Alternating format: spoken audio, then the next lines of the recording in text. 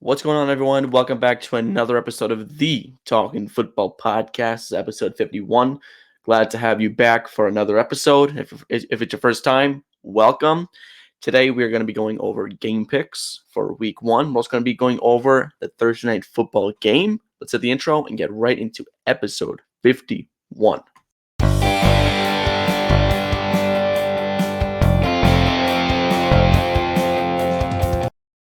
So for what it's worth, when I'm recording this video, this is before the Friday night game. So I have no idea what's happening in the Chiefs-Chargers game. I have absolutely no idea. So if you guys are looking for Friday night football analysis, this is not the place, unfortunately. But I'll give some early predictions, and let's see if I'm right about this one by the time I upload this. I think the Chiefs win 27-26. I said that in Wednesday's episode when I broke down Thursday night and Friday night's game. I think the Chiefs are going to have some penalty that McDuffie maybe gets away with the PI on like McConkey or Harris, and the Chiefs are going to win. I think it's going to be something like that, where that PI would have put the Chargers into field goal range for a potential win. That's what I think is going to happen. I think Kansas City is going to win 27-26, though. Again, we'll see how that kind of progresses, but that's my prediction. All right, and that's what I think. Before we get into the news and the game picks, again, this is our first game pick episode this season, which is always fun, right? It's always really fun to do these videos. I have a lot of fun doing them. I'll be honest. I'm really excited for this season. Last night's game, or 2 nights ago, when you guys are watching this or when I'm uploading this, that game was electric, man. It was really fun until the weather delay. And you know what? Why not? Why are we wasting any time? Let's get right into it. Let's talk about it. Thursday night football recap. The Eagles defeated the Cowboys 24-20. It was 21-20 at halftime, which just kind of goes into perspective of what happened in this game. Let's talk about it. What did the Eagles do to win this game? They did everything right. Fundamentally, they were better, except for the penalties. Let me tell you something. The penalties, I'm a little concerned about that. If I'm an Eagle fan, look, a win's a win. 100%. A win is a win. But I'm not jumping for joy. They looked sloppy out there. In terms of, and when I say the fundamentals, I mean, they did, like, in terms of executing their game plan, I think they did that. They kind of made CeeDee Lamb uncomfortable. Yes, 7 for 110, phenomenal stat line, but then down the stretch, a couple of costly drops. With those catches, the Cowboys win that game. Pickens was shut down, 30 catches for 30 yards, I want to say. Philly did their job. Was it pretty? No, but they won. They won, and I think that's something that needs to be talked about more. That they won. They won a football game, Defending champs, division opponent, you won. Offensively, Jalen Hurts looked phenomenal. He did. And I will say, though, I'm not saying he looked MVP phenomenal. We'll talk about the MVP when we talk about Dallas. Will Shipley, man. Early dog of the week contender, man. Or one of them. He was fantastic. If he doesn't get nominated, I'm at least probably going to throw him in there. Will Shipley was great. Limited snaps, but he made the most out of them. He looked really good. And I thought they would go with A.J. Dillon if Saquon wasn't in. Figure Saquon's more elusive, A.J. Dillon's more of a power back, would make more sense there. But Shipley got a lot of those plays, which I think is great because we've been waiting for this when he came out of Clemson. We knew he was good. We knew he was very elusive. Now we saw it last night, which is great. I think Will Shipley was good. Look, if you guys are watching this, remember Monday night, or actually no, either early Monday morning or on Tuesday morning, I'll be uploading and I'll say, look, dogs of the week, put them in. Might be Monday morning. And if Monday Night Football has a dog, then I'll put him in there. But after Sunday's games, I'll put something up. Make sure you guys are voting. Will Shipley, I think, is going to be one of them. One of those dogs of the week there. He was really good. Statistically, he's not going to blow you away. He's not. But I think he played a really good game. Saquon, not as good as we expected. I think 18 carries for roughly 60-ish yards. That's around 3 yards a carry. That stinks. from what we're used from him, nothing like that. So I thought that was a little interesting, especially considering how horrible Dallas's defensive line is. Goodness gracious, that defensive line sucks. They're terrible. So Saquon only having 60, a little surprised about that. Wide receivers, Smith, D Swizzle, who I talked about on Wednesday, and AJ Brown. They got nothing going. Brown had 1 catch for 8 yards. Swizzle had 3 for 16. That stinks. They combined for 4 catches for what was that, 24 yards? That's not good. That's not good enough. And especially when you're going up against, and yes, I get it, Diggs and Bland they're a very good duo. You got to get a little bit more than that. Actually, got to get a lot more than that. They should be combining for 10 for 150. They should be, if not more. More catches. They need way more. But, again, Philly won. And I wouldn't say Jalen Hurts played like a Superman either. He played sound football, which is what they needed him to do. I don't think Hurts came out of that game rather, saying, "Oh, look at me, I'm the best quarterback in the game." As a fan, I'm not looking at him like that. I'm saying he played a good game. He did what he needed to do for the Eagles to win this game. Great example. Every time he was dropping back, Dallas had everything covered. Everything. Then he would take off, get a decent gain. That's what I mean. I feel like in today's NFL, that's a bare minimum kind of play. Maybe I'm making it up, but I feel like at this point where we are, that's a bare minimum play. Genuinely, I feel that way. If there's nothing open, you got to run. You're not going to sling it in there. That's not how it works. You're going to take off and run, especially with Hurts' mobility. Why wouldn't you? But I wouldn't say he played like Superman. I don't know. Dallas Goedert, actually, I'll be honest. Dallas Goedert, before we move on to Dallas, I was a little surprised with how early and often they went to him. And I get that Hurts likes his checkdowns. There's nothing wrong with that. I just thought that he wouldn't get 5 or however many targets he did in the first half over Brown and Smith. And yes, I get it because Bland and Diggs are really good, but I don't know. Let's talk about Dallas. So if you guys have been keeping up with my predictions on Instagram, at Talkin Football Pod, by the way, be sure you're keeping an eye on that because there might be some games where I am uploading in-game updates. Maybe not during the 1:00 games, but maybe during the primetime games. I'm not going to lock that in because I don't want to promise you guys something and not back it up. But don't be surprised if maybe you see Talkin Football Pod in your stream. And I'm not talking about like graphics or anything like that. I'm just talking about posting something. Good example of it. After the first play, Jalen Carter got ejected, which we'll talk about in a little bit. I posted that immediately. Halftime, I posted it. Just be on the lookout for that at Talkin Football Pod. Same handle as it is on YouTube, as it is on Instagram. Make sure you guys follow that. And while you're at it, take the extra second, subscribe here. Why not? You like the video. Do what you got to do. Let's talk about Dallas. Dak Prescott looked very, very good last night. And I think people are underestimating how good he looked. He looked like a serious MVP candidate. Now, whoa, you're blowing everything out. I'm not. Statistically, did he have a good game? No. But if you look at, and I don't like PFF. I think the PFF grades are stupid. But if you look at PFF, his passing grade was like an 86, I want to say. Under pressure was like an 84. That's really good for a quarterback. Not necessarily in that 90 club yet, but you don't need to be. He's mid 80s, high 80s. That's exactly what you need at a Dak Prescott. He looked really good. And yeah, you take away CeeDee Lamb's yards, he only has like 68. Okay, yeah, sure, whatever. Dak looked really good. Give him credit where it's due. He did.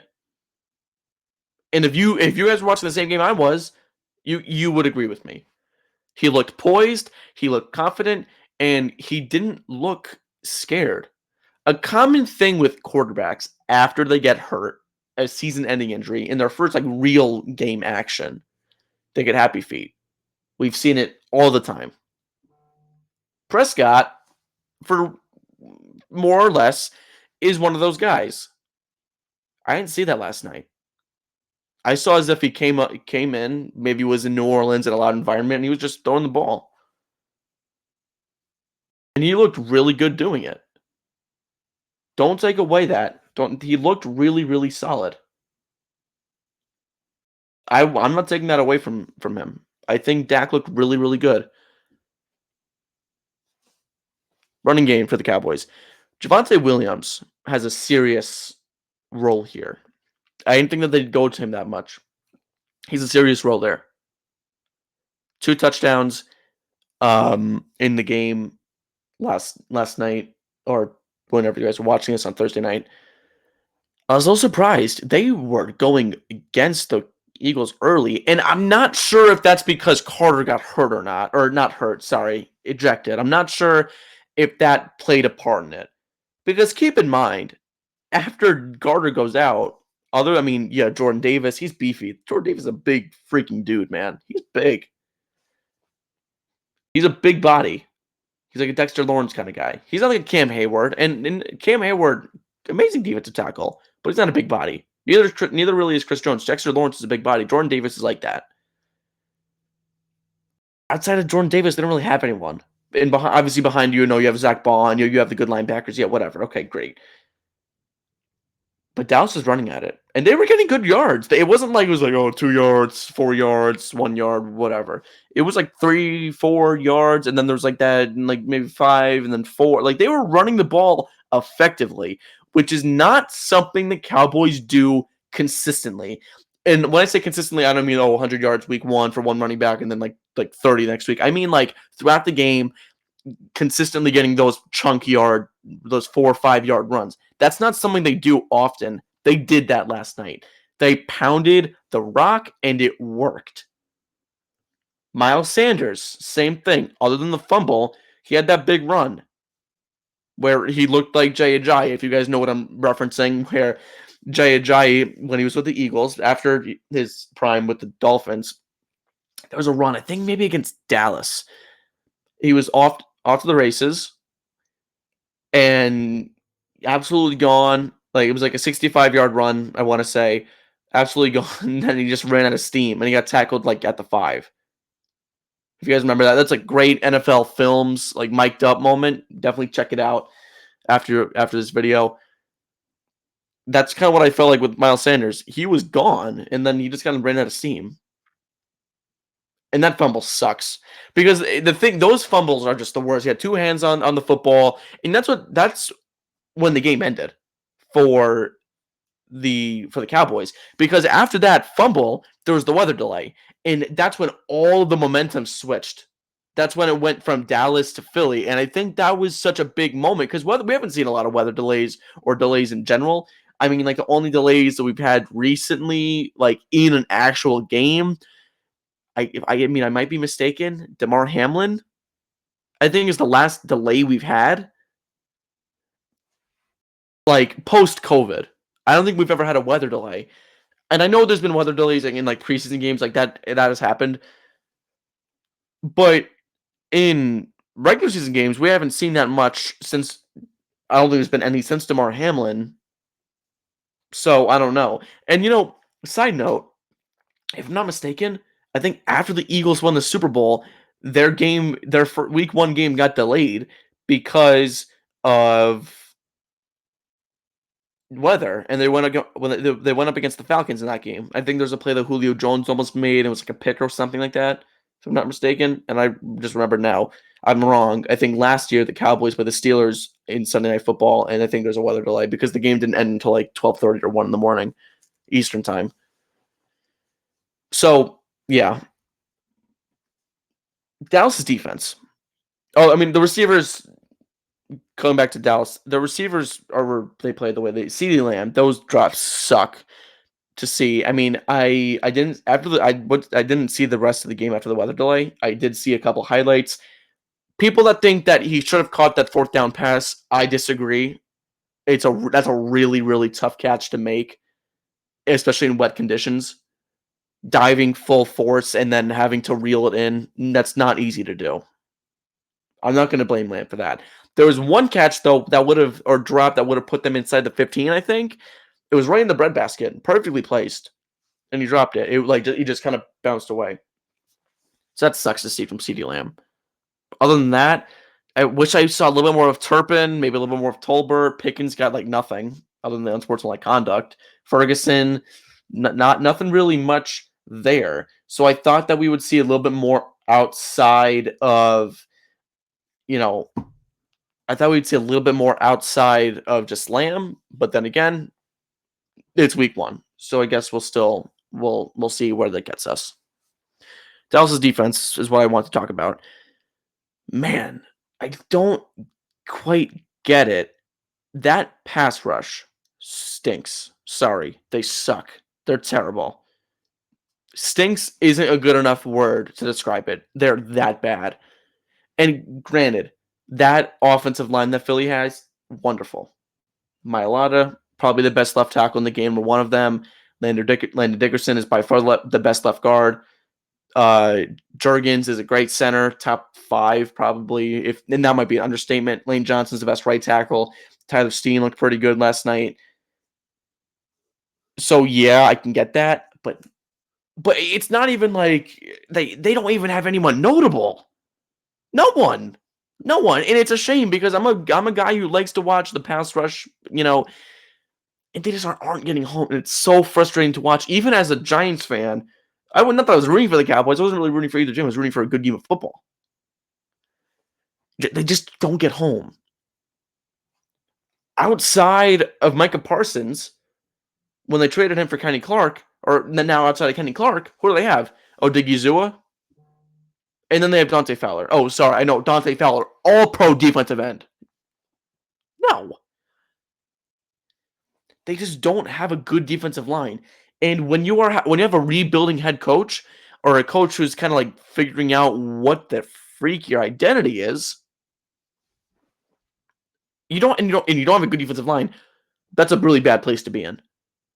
Mazi Smith, former first-round pick, healthy scratch. That just shows how, and I know Mazi Smith has been terrible, but I mean, really?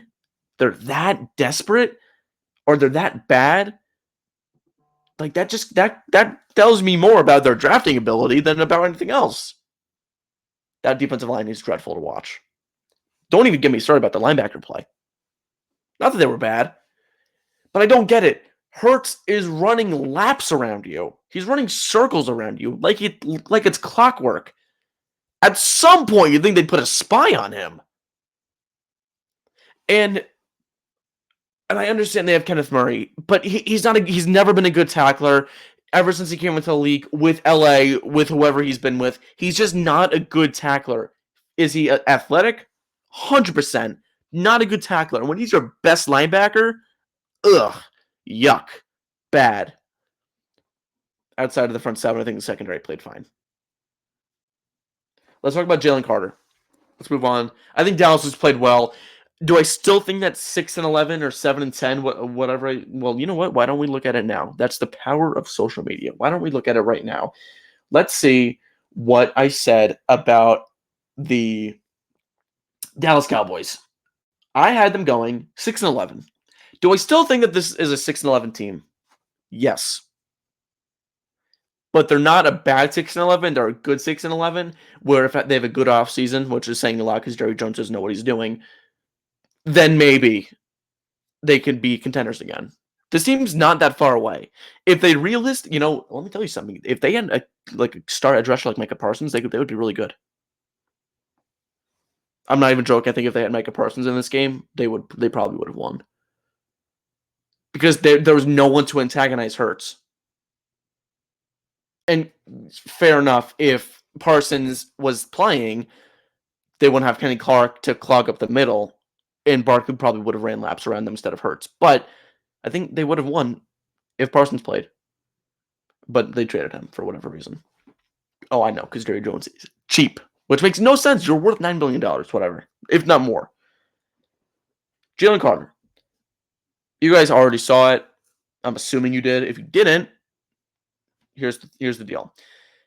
First kickoff to start the year, Philly runs it back. There's like a season-ending injury, I think, for one of their linebackers who actually had or special teamer who had actually a season-ending injury in like week 13 last season.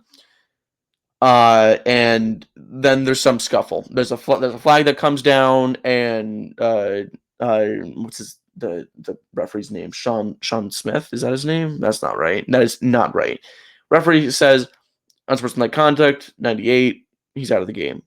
98. Oh, that's Jalen Carter. What did he do? And then you look and he spits. So some of you guys might not know the full story though. And again, both sides have been defending their respective teammate, rightfully so. So if you guys didn't see the actual full video, Dak Prescott spit on Jalen Carter first. Or, sorry, didn't spit on, he spit at him. And that is being totally not looked at. Prescott was talking like a normal player would, and then he spit on the ground near Carter, looked up immediately and started nodding his head at him. That is not clearing his throat. That's antagonizing him. And Carter, who has a history of character concerns coming out of Georgia, spits on Prescott. And he's going to face additional discipline, whether it's a suspension, which I think is a little bit extreme, or maybe a hefty fine, which I don't know what that would be. He's coming up with something. And no one knows what it's going to be. And that's the most anticipated thing. If the reigning Super Bowl champs are without their best defensive player, then this team is not very good. Dallas almost beat them. And I think Dallas is a 6-11 team, 7-10. What this means for Philly going forward, I have absolutely no idea. But then again, we'll see. This is probably the most bizarre thing I've ever seen in probably my entire history of being a fan. I don't think I've ever seen something more bizarre than what happened last night with Jalen Carter. I just don't quite get it. And maybe I'm wrong. Comment if I'm wrong. I just feel like before the first play from scrimmage, and again, the kickoff's the play. Okay, whatever. Before the first down, before Prescott even said, "Yeah, here you go," or sorry, got rid of the "here we go," whatever. Carter spits on him, and I don't quite get that. I don't know. I feel like I haven't seen something on that level before. Maybe I'm wrong, but I just feel like that's not something that we've seen. Let's see what happens. I'm assuming we'll get some kind of update by Tuesday. Before we get into game picks, let's get news around the NFL. Let's start off with a quick injury report, and I'm happy I'm recording this now.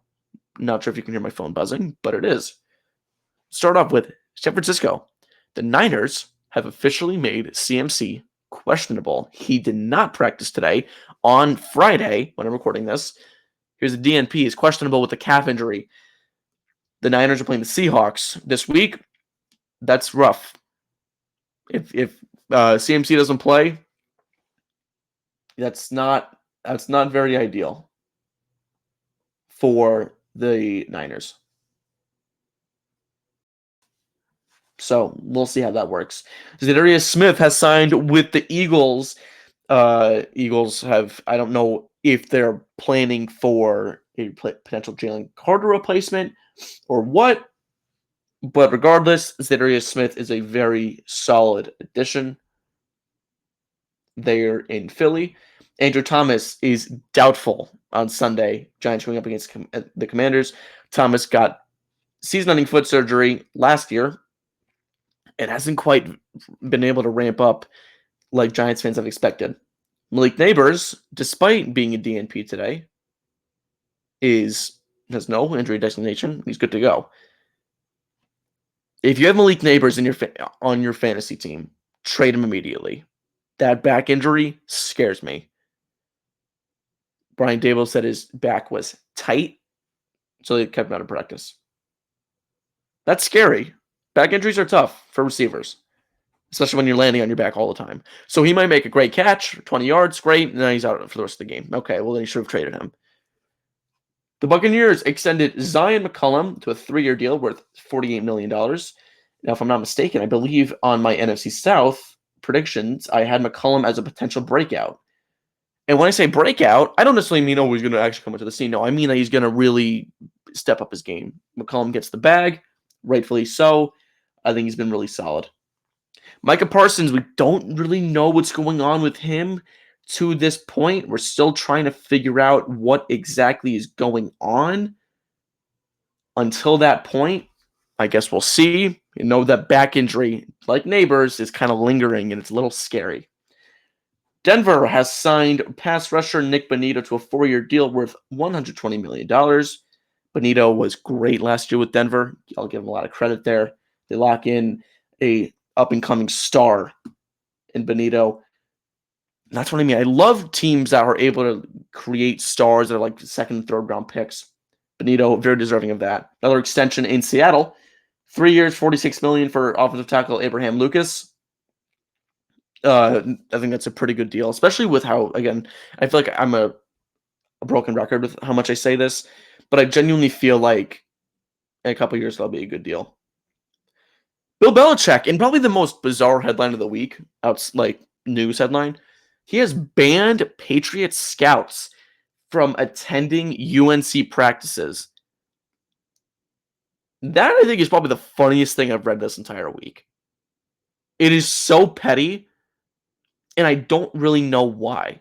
Because just from a fan perspective of this, you're preventing your players from showcasing themselves. Because, I mean, I don't have any experience with this, but maybe athletes can relate.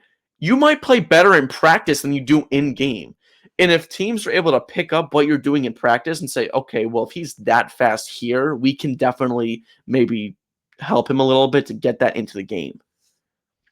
If you're not allowing the Patriots to come, that's one less team. And UNC is not a powerhouse. And especially after you've already lost.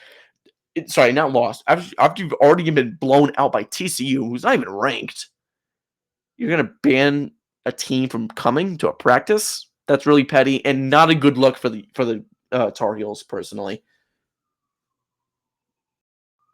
Let's talk about what happened in Las Vegas. Amari Cooper, at 9 days after he signed a contract returning to Las Vegas, or returning to the Raiders, I guess, to the Raiders organization. First time it'd be in Las Vegas because he was originally drafted as an Oakland Raider. He's retired. Retired after 9 days with the Raiders. Scratch that. That's the funniest headline of the entire week. Cooper apparently was very unimpressive in practice. Had a very hard time getting separation. I guess he called it quits. That's what we've been told. That's what I'm going to leave it at. I still think that's really, really funny. So I guess we'll see. Now we're done with the news portion of this. So now let's get into game picks. First game picks of the 2025 season on the Talkin Football podcast. Thank you all for watching. Again, it means a lot having you guys here. It's been a long video, but look, some topics might not be interesting to you. Just skip around. You want to hear me talk about the Eagles? Watch the Eagles segment. If you want to see your team, watch that segment. Do what you got to do to make the TFP as enjoyable as it can be for you. Let's start out. Week 1, Sunday at 1 p.m. We have the Giants going up against the Commanders, an NFC East rivalry being renewed in 2025. So let's talk about it. Giants, an up-and-coming team. A lot of positive vibes in the locker room. Washington coming off an NFC Championship game appearance. Their first one like 30 years. Or actually, if not more than that, like maybe 35 years. Jaden Daniels coming off an excellent rookie season. Offensive Rookie of the Year, very well deserving of it. Terry McLaurin just got paid. A lot of storylines in this game. Who's going to come out on top? I've seen a lot of people pick the Giants in this game, actually. And I'm a Giants fan. I am. If you guys are new, I'm a Giants fan, and I'm sure that you could probably tell by looking at this right here, or maybe by looking at the Manningham picture that's there. When my set was backed up a little bit, you could see I have a Giants poster there, So I'm a Giants fan. But I don't see a world where they win this game. Because if you guys remember last year, the Giants will keep it close with them. They will. I just don't see a world where they win. And the thing is, what really sucks, if they lose this game, which I think they will, their season is probably over, because if they don't start out with a win, the grave is just there. Just jump in it. Just be done. I just don't see a world where they're able to climb back out of an 0-1 start, which is crazy to think about. I like Washington in this game. I think they're just better. They're better built. Their trenches are better. Their defensive line, just everything. Well, their defensive line isn't better, but I think just as a team, as coaching wise, I think they're a better team. Now, I'm curious to see maybe if this game gets out of hand. Do we see Jackson Dart? I don't know. Regardless, give me the Commanders winning this game. Let's do scores. Why not? Let's say 23-17 final score there. I think that people who think that the Commanders are better than they are in for a very rude awakening, because I don't see this team. I mean, look, I'm not saying that they're the worst team ever, but I do have them winning 10 games. I just don't think that this team is going to be like, holy cow, look at how good the Commanders are. People are saying that. I don't see that. Give me the Commanders 23-17. Next game, Steelers at Jets. Aaron Rodgers is going to be coming back, and I'm very curious to see how they greet him. I would assume it's going to be in a pack of boos, which I don't blame them for. I mean, this Jets team was supposed to go all the way, and they went all the way up. No, they went all the way down. Okay, so Steelers at Jets. Aaron Rodgers in his Steelers debut is going to go back to the team that he was originally with. He's washed, but we don't care. Also, DK Metcalf's Pittsburgh Steeler debut is going to be going up against Sauce Gardner in that game. So, who do I have winning in this game? So, look, I'm not a big fan of the Jets this year. And look, I love Justin Fields. He's going up against his former team as well. Justin Fields, who signed a 2-year deal with the New York Jets. This is also Aaron Glenn's head coaching debut with the New York Jets. So, what does this mean for New York? It means this is not a dress rehearsal. This is a show us what you got. I'm just gonna say this right now. Pittsburgh is a good team. They can easily go 9-8, maybe 10-7 if they can sneak it. I had them going 6-11 only because I'm just not a big fan of the roster. But I would not be if they went 9-8. I'd be like, okay, well that's Mike Tomlin for you. I think this game is going to really tell a lot about both teams. You know, and that really, there's a lot you can say about every game. Yeah, I know. But I think this game will say the most of all of them, because, and I know when I get down the road with later in this video, when I talk about the other games, I genuinely think that this game, these teams have the most to prove. I think Pittsburgh will prove that they are a good enough team. But granted, I only have them being 6-11. Give me Pittsburgh in this game. Defensive battle, I think. I don't see a world where Aaron Rodgers and Justin Fields, who I love. I love Justin Fields a lot. He's a great quarterback. I just can't see him having a good game through the air against this defense. I think the Steelers win this one probably 20-17. Let's do that. 20-17, so both New York teams end up with 17 points. There.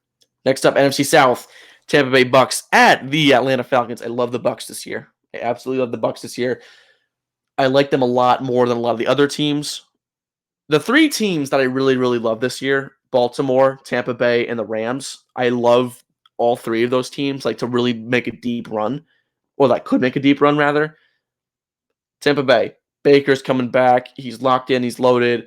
Mike Evans coming back for is another 12th straight, right? 1,000-yard season. Emeka Egbuka, former Buckeye, coming in. Can he step up? Can he fill Godwin's shoes? Can he fill McMillan's shoes? I don't think he's going to have a problem doing that personally. Bucky Irving, you're now RB1. You're starting the RB1. Can you produce? You know, defensively, we already know Dean, Winfield, McCullum, who just got extended. Vea, Levante David, really good defense. Falcons on that side, Michael Penix is making his QB1 debut in week 1. And I know we started, but I mean his week 1 QB1 debut is what he's doing. He's the guy in Atlanta. Bijan's coming back for another year. That wide receiver duo with Mooney and London, I really, really like. Kyle Pitts, number 1 pick in a lot of fantasy drafts. I'm joking, obviously.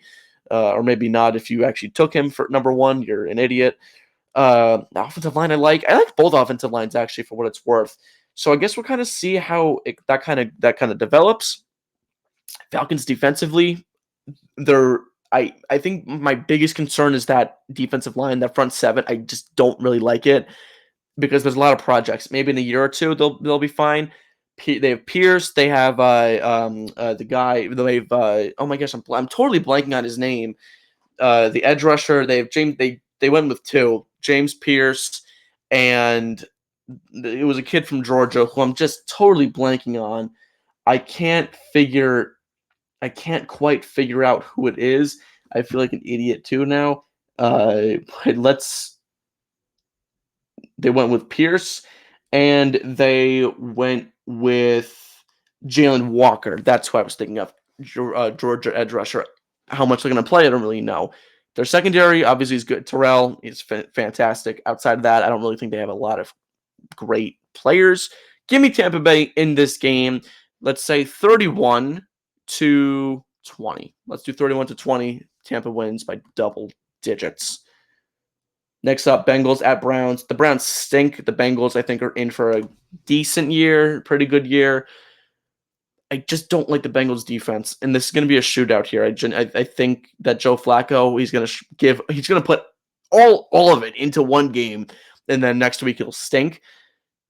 I think the Browns give the Bengals a run for their money. I don't know if that's necessarily going to be like a full-on thing, but I think the Browns are going to keep this one really close. I think maybe McPherson comes in and kicks a last-second field goal. I think that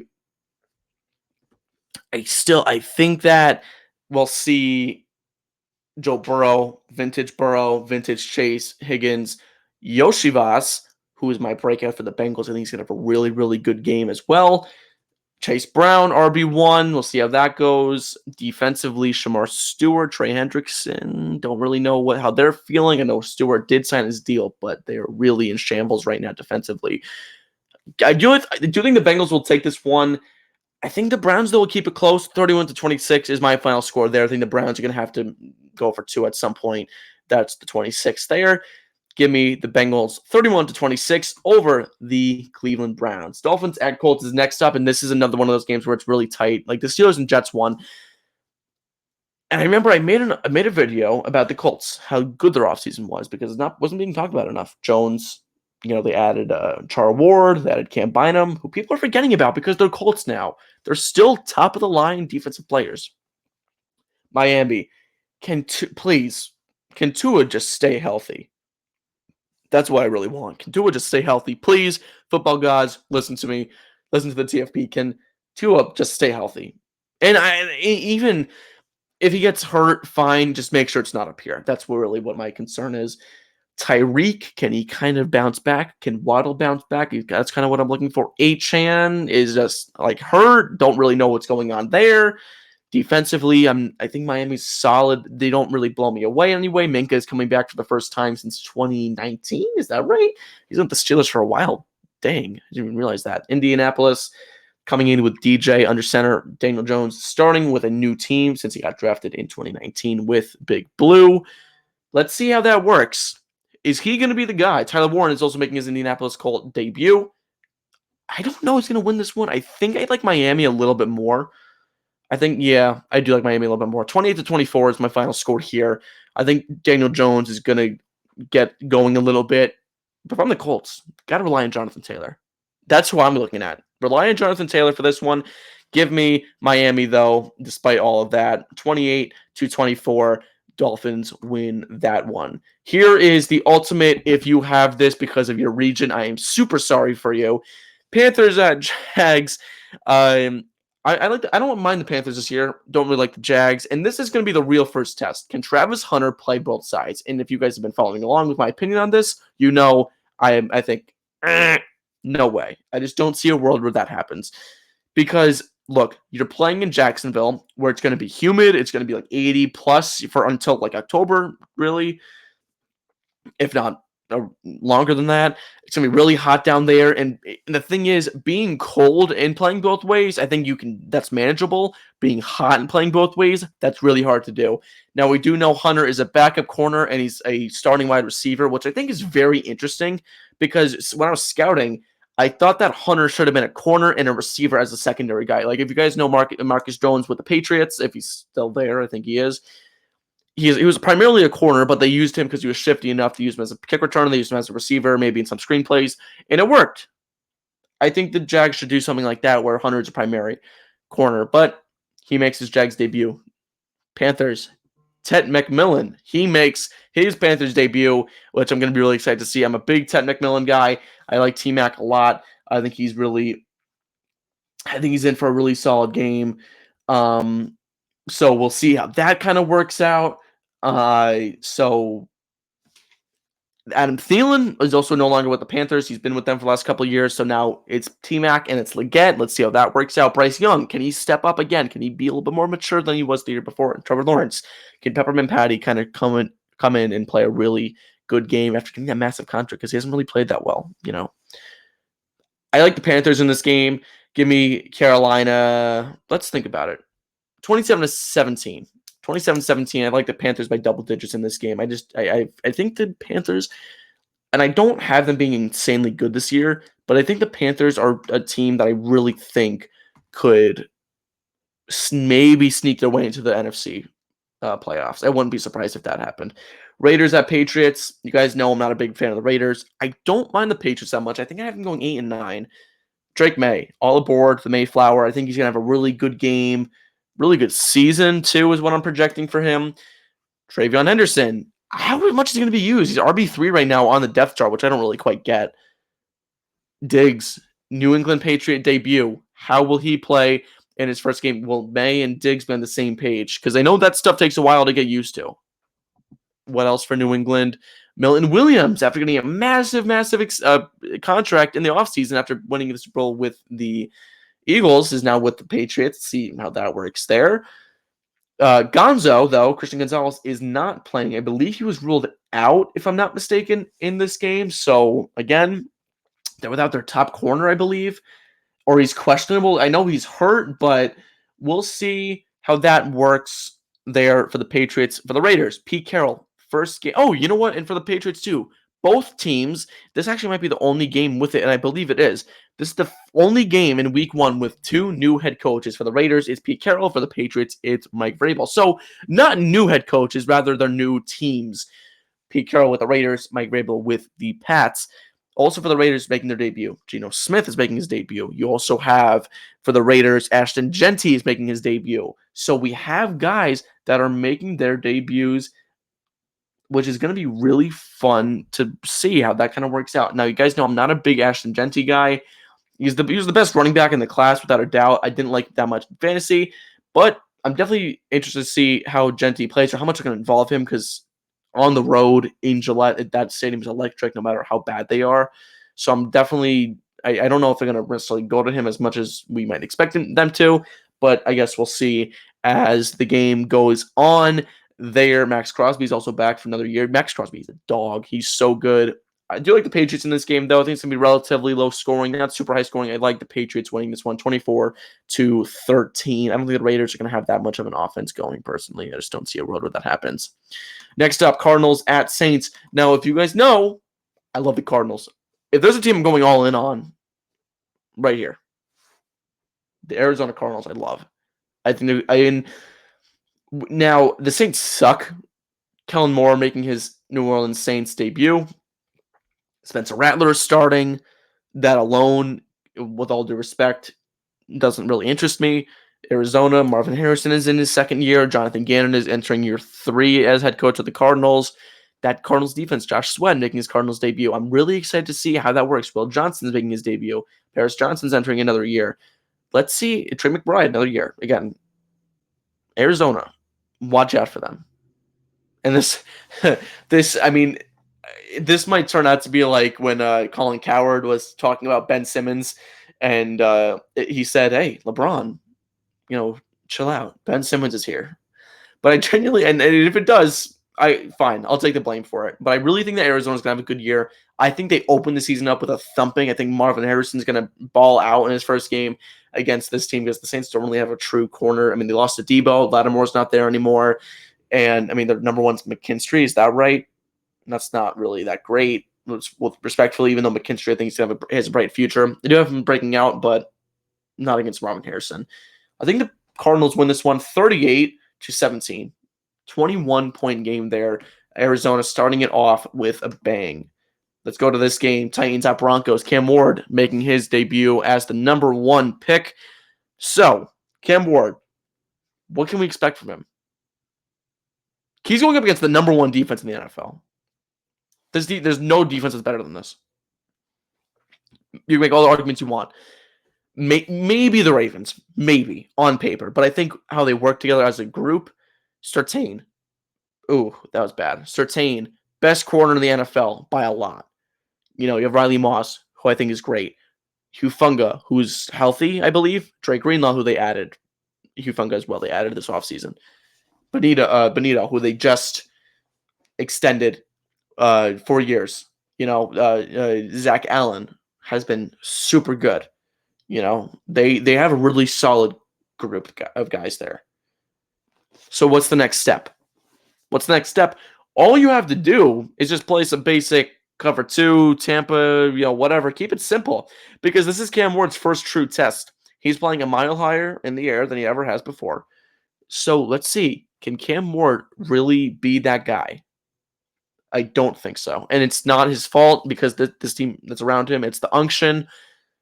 Tyler Lockett stinks. Well, maybe he doesn't. Maybe, you know what? A lot of the things about in the media today are all recency bias. People think Tyler Lockett sucks. He doesn't. If he was with the Seahawks, everyone's like, "Oh, Lockett's back for another year." Okay, yeah, whatever.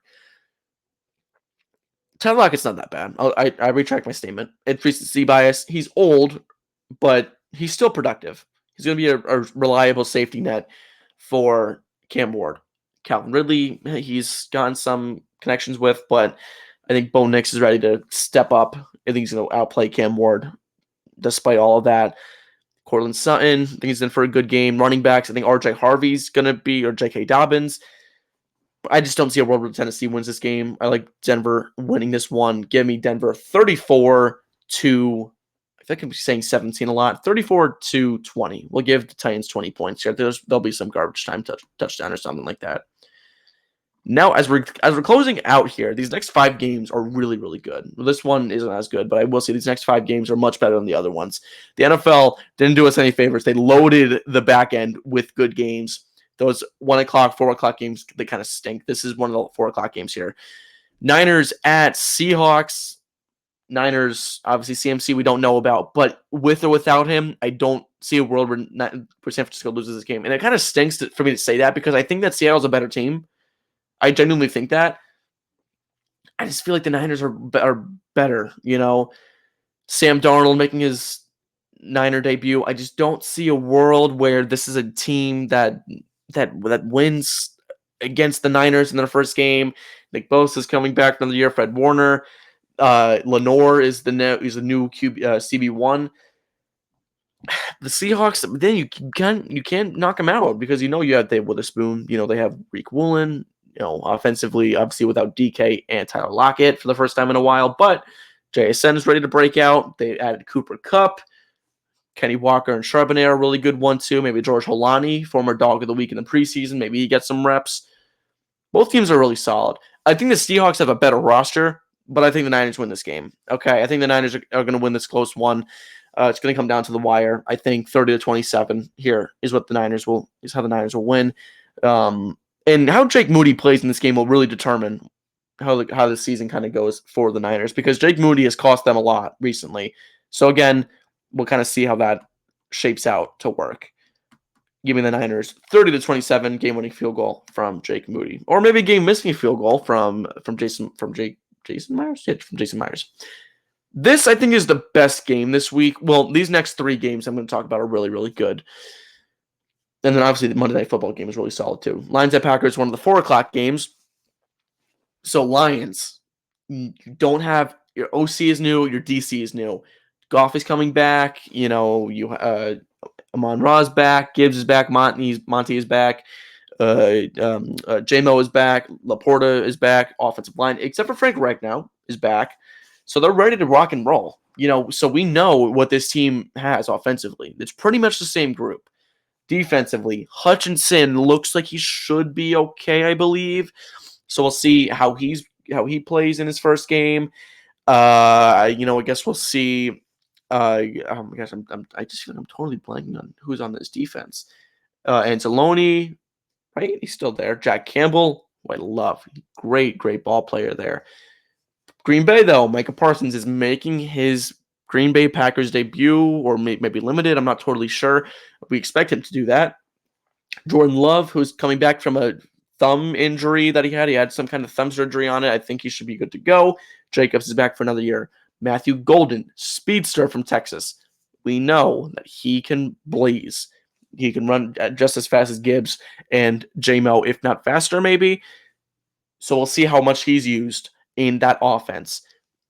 I don't know who to pick in this. Actually, that's not true. I know who to pick in this game. The Lions are the better team. With or without Micah Parsons, the Lions are just a better team. Okay, whether Parsons is going to have his hands full, whether it's Decker or whether it's Sewell he's going up against. I'm assuming it'll be Decker, and they'll have Gary on Penny Sewell. I just have a hard time seeing the Packers winning this game, and I think the Packers, given how I don't want to say new, but given how different their roster looks, I would say they might need a couple of weeks to get going. This is when I wouldn't be surprised if the Packers are 1-2 after 3 weeks. Everyone's like, "Oh, this team sucks," and they win 6 or 7 games in a row, or sorry, 5 or 6 games in a row. I wouldn't be surprised if that happened. I think the Packers need a couple of weeks to kind of fine tune some things, and then they'll get going. Give me the Lions in this game. In what should be a shootout, actually. I feel like there's going to be a shootout here. Give me the Lions 38 to 33. 38 to 33 there. I feel like I'm picking really weird scores, but I think the Lions are good. I think it's going to be a shootout because the Lions like to do early week shootouts and then late in the season. That's when they get the nitty-gritty kind of stuff going on. Texans and Rams. This is a slept-on game. This game is really good. Texans at Rams, D'Amico, Stroud, Anderson. They're all back for their third season, right? They're back for the third season. We're ready to see Daniel Hunter for another season there. Nico Collins is back. They do not have Mechie. They don't have Christian Kirk either, if I'm not mistaken. I think he's out. But they still have Dalton Schultz. Joe Mixon's not playing either. But they have Nick Chubb. Imagine if you told a Browns fan that 3 or 4 years ago, what they would say. Oh, Nick Chubb's a Texan. Why? Oh, got hurt. Defensively, top 3 corner, Derek Stingley there in Houston. They have a really good group of guys there. The Rams, who I'm very high on. I'm high on both of these teams, actually. I really like both of them. The Rams, Stafford, the back injury, we don't really know what's going on there, but Kyron Williams is back. Blake Corum, hopefully we see a little bit more out of him. Then with the receivers, you have a deadly duo, Puka and Devontae Adams. That is route running heaven right there, if I do say so myself. They have Tyler Higbee coming back. Defensively, Jared Verse ready to break out again as another top kind of guy there. In the secondary, Akella Witherspoon, who is kind of a liability, but I think he's good enough. That CB2 spot is really what's going to make or break this team, I feel like, because I think they have a pretty good group everywhere else. Byron Young is back again. There's two. Yeah, that's 2 of them. Braden Fisk. They got guys there, right? This one is really, really tough for me to choose. I'm not really sure who's going to win this one. I think I like the Rams slightly more, but it's so close. It's really hard for me to tell. I think the Rams win this one. Give me the Rams 30-28 or 31-30. Let's do that. 31-30. Rams win this one against the Texans. This might be the game of the week. Oh, sorry. This is the game of the week. Ravens at Bills. The NFL, they're spoon-feeding us banger after banger after banger, if you guys get that reference from the WWE with Sheamus. Banger after banger after banger is what the NFL is giving us. So definitely make sure that TV is on, whether you're using a million streaming services or whether you're using cable. It doesn't matter. Got bangers after banger. Ravens at the Bills. So the Bills, Josh Allen, Sean McDermott, who is really hated on for no reason. Sean McDermott's a great coach, just saying. James Cook just got paid. Dalton Kincaid, Dawson Knox. They also have receivers like Keon Coleman. Deion Dawkins is coming back.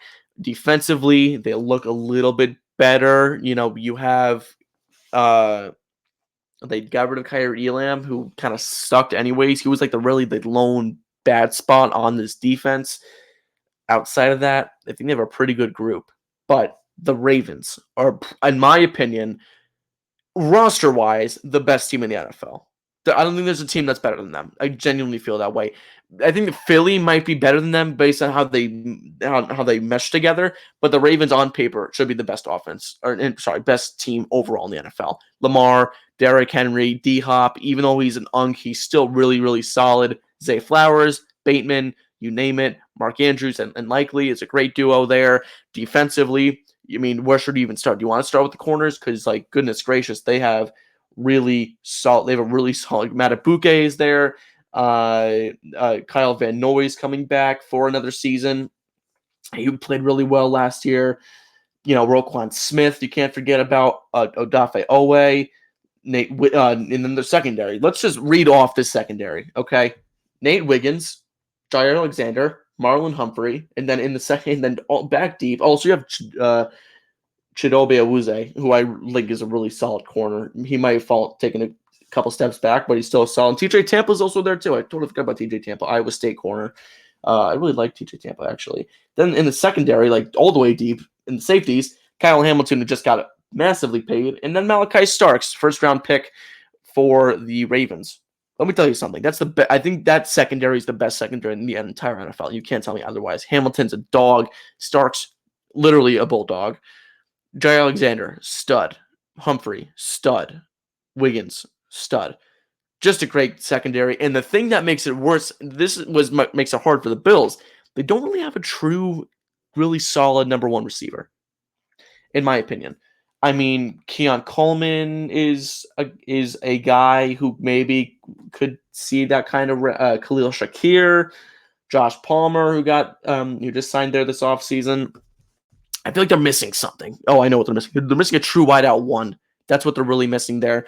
So I think that this is going to be a kind of a case where we end up seeing the Ravens just kind of dominating the Bills. Every week one, there's always like, oh, wow, I didn't expect that to happen. This is going to be that game. I think the Ravens win this one by a healthy margin.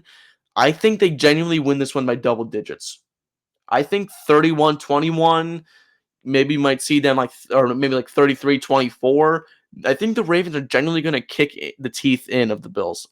I think that. I feel the Ravens. I think the Ravens are the best team in the AFC by quite a bit.